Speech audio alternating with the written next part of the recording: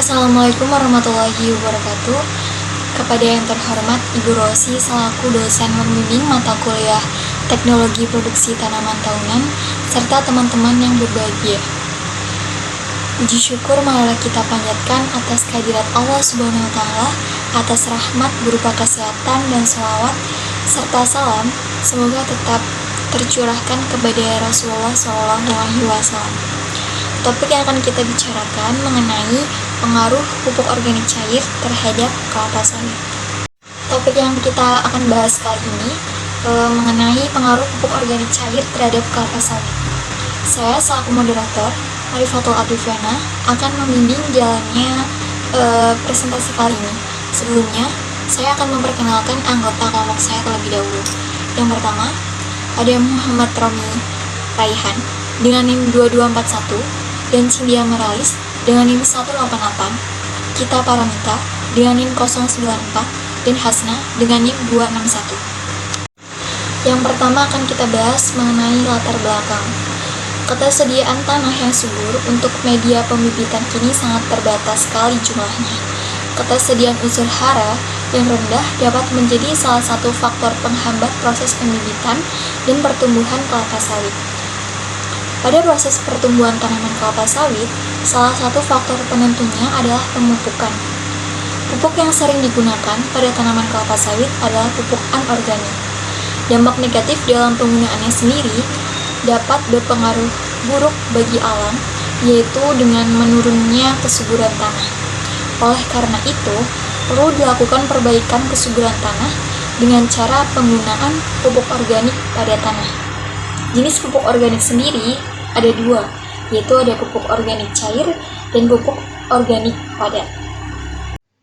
Selanjutnya, tujuan materi kali ini yaitu yang pertama untuk mengetahui pengaruh penggunaan pupuk organik cair pada pertumbuhan tanaman kelapa sawit, dan yang kedua untuk mengetahui pengaruh penggunaan pupuk organik cair pada hasil tanaman kelapa sawit.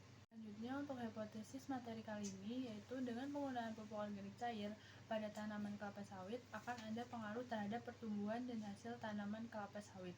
Karena dengan penggunaan POC maka kebutuhan unsur hara makro maupun mikro pada tanah akan terpenuhi dan dampak bagi lingkungan juga positif, yaitu dengan penggunaan pupuk organik cair maka kesuburan tanah akan meningkat sehingga pertumbuhan dan hasil tanaman kelapa sawit menjadi optimal.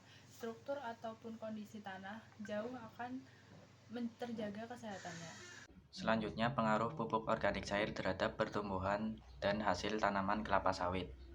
Beberapa penelitian menunjukkan bahwa penggunaan pupuk organik cair dengan konsentrasi yang tepat dapat meningkatkan pertumbuhan dan hasil kelapa sawit. Seperti pada penelitian yang dilakukan oleh Sharofi et al.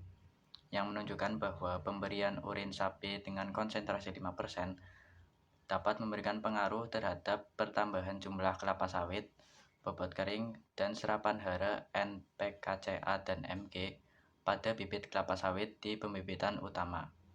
Kemudian pada penelitian yang dilakukan oleh Alfi et al. Menunjukkan bahwa pemberian urin kambing sebagai pupuk organik cair dengan konsentrasi 40 ml per liter air dan 120 ml per liter air dapat meningkatkan bobot kering tanaman dan nisbah tajuk akar tanaman kelapa sawit di pembibitan utama. Pemberian pupuk organik cair berpengaruh nyata terhadap pertambahan tinggi tanaman dan pertambahan diameter bonggol bibit kelapa sawit di pembibitan utama. Dalam penelitian Dahlan dan Prayogi menyatakan bahwa salah satu faktor pertumbuhan yang diterima oleh tanaman yaitu pemupukan yang menyebabkan laju fotosintesis tanaman meningkat. Selain itu, kandungan unsur makro yang terdapat dalam POC seperti ZPT juga membantu dalam meningkatkan pertumbuhan tanaman. Dari pembahasan yang sudah dijelaskan, dapat disimpulkan bahwa penggunaan pupuk organik cair berpengaruh pada pertumbuhan dan hasil tanaman kelapa sawit, yaitu berpengaruh nyata terhadap pertambahan tinggi tanaman dan pertambahan diameter bonggol bibit kelapa sawit di pembibitan utama tanaman.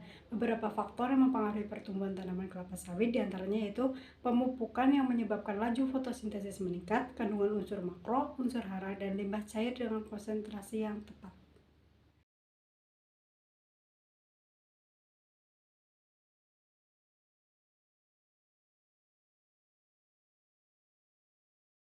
Sekian presentasi dari kelompok kami.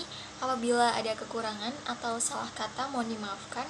Wassalamualaikum warahmatullahi wabarakatuh.